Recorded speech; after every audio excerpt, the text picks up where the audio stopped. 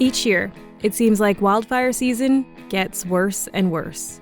Obviously, climate change is a huge factor in this, but is there anything else that we could be doing to make these mega fires more manageable?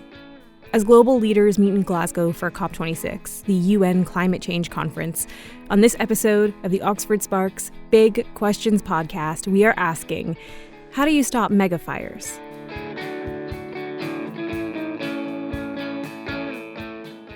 Hello, I'm Emily Elias, and this is the show where we seek out the brightest minds at the University of Oxford, and we ask them the big questions. And for this one, we are headed to the great outdoors to sit amongst some trees at the university with a researcher who has a keen eye on wildfires. So my name is Imma Oliveras. I'm a lecturer at the Environmental Change Institute, a School of Geography and Environment at the University of Oxford. And you study wildfires. I do, yes.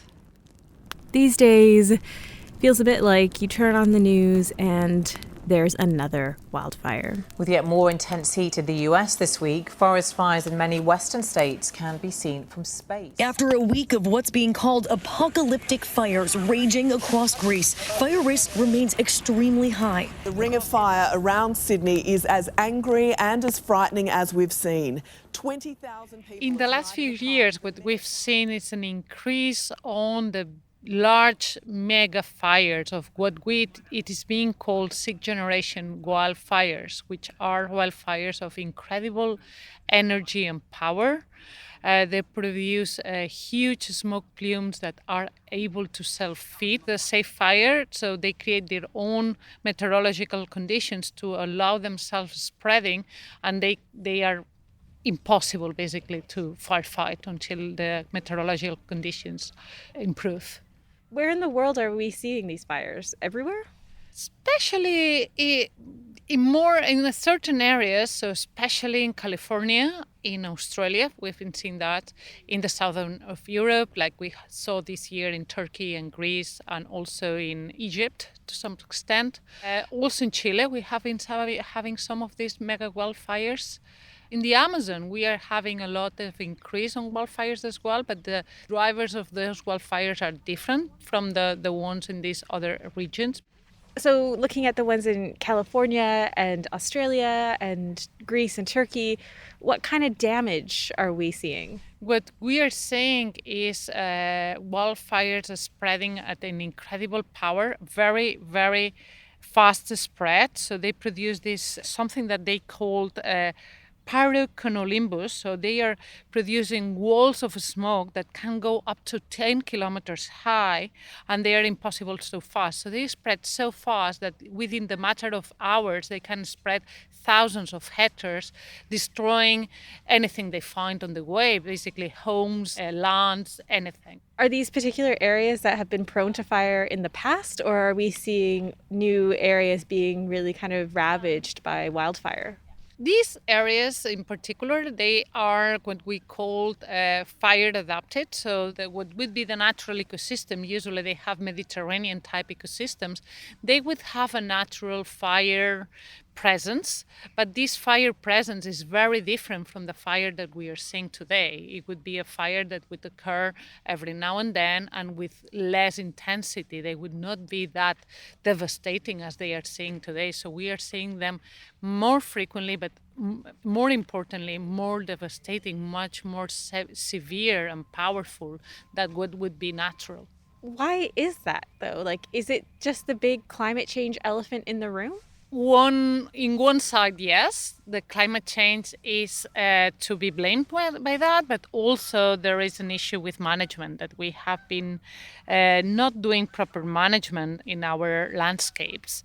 What does management mean? So management is the applying some kind of measure to control what we call the biomass and the way that the landscape is formed. So when we look at the vegetation, when we talk in wildfire science, we call it that vegetation is fuel. So basically, it's like when you do a fire at home, you would have to look for some logs to turn it on, to light the fire and keep it running. So in a forest, you have this natural vegetation, which is the fuel for the fire. So some type of management would be active using to reduce this fuel. So for instance, you could apply controlled burnings during cold months or wet months to reduce these fires, and you would have very low intensity fires, but they would reduce the amount of biomass that you would have in those forests. Or you could, another type of management is create fire breaks around urban areas. A fire break, usually it's like a big wide path that you use to cut the spread of a fire. So they are like safeties. So usually naturally roads could be acting as a fire breaks, rivers could be acting as a fire breaks. In certain conditions, depending on the topography and the type of forest that you have, forest managers might be want to construct artificial big wide paths to break the spread of the fire. So why have we become so rubbish at forest management then?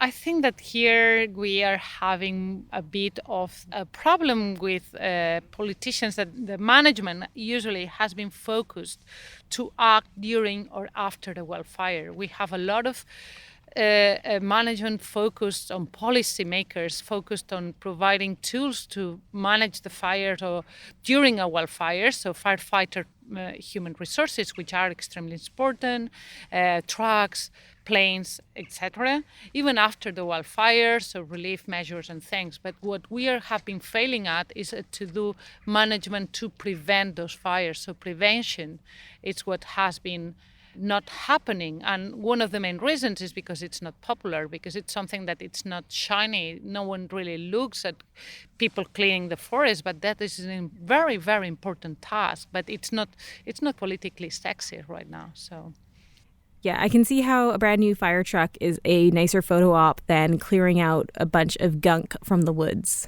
I think our leaders prefer or see more flashy having a new truck or new airplanes to firefight the fires. What they don't realize is that in the current conditions, sometimes this type of technology can do little when we have one of those big wildfires. Then they also become so big because of climate change. So we are having drier conditions, and also usually what we call the fire season is longer.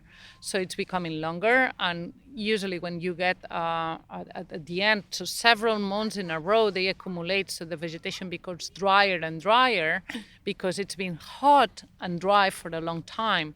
So when all the recipe pieces come together, you have these wildfires, and there's no planes or trucks or human resources that can extinguish them.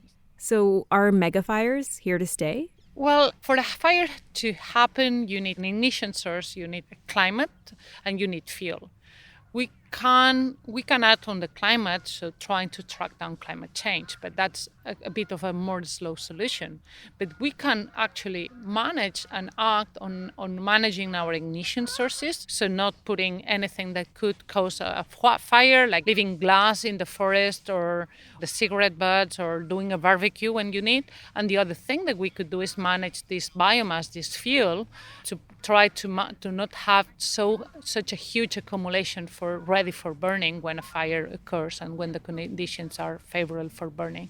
Are all of these fires bad? Are some of these fires good and natural parts of the ecosystem?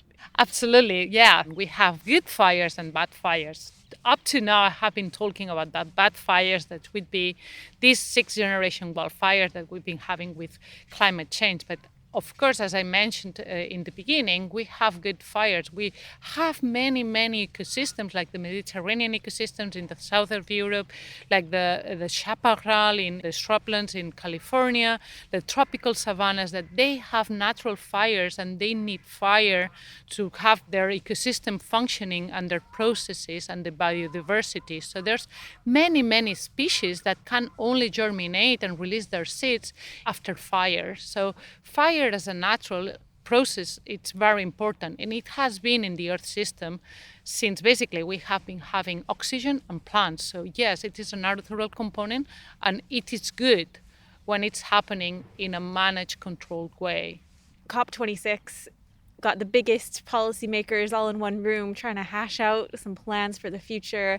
If you could have 5 minutes of their time, what would be your plea? What would you like them to make a move on? the problem with wildfires is that they are not there all the time. They are not. I mean, we have been having now major wildfires in California for 4 years in a row, but this happened within a few months. But then, if there is a year that for some reason, because the conditions are cooler or there is more moist and has rained more, there are no such terrible wildfires, politicians forget. So it drops out of the political agenda very rapidly. So it should become a sexy thing. It is a major concern because it's safety for the human and well-being, and it destroys millions of hectares. Like the last 4 years, 12% of the California state has burned. It has destroyed over 30,000 houses. Similar in Australia, even worse, it has destroyed 17 million hectares, which is equivalent to 25 million football pitches. Thousands of houses have been destroyed. So it is a concern. The thing is that it is not constant, it is not always there, but it should not be forgotten by the political agenda.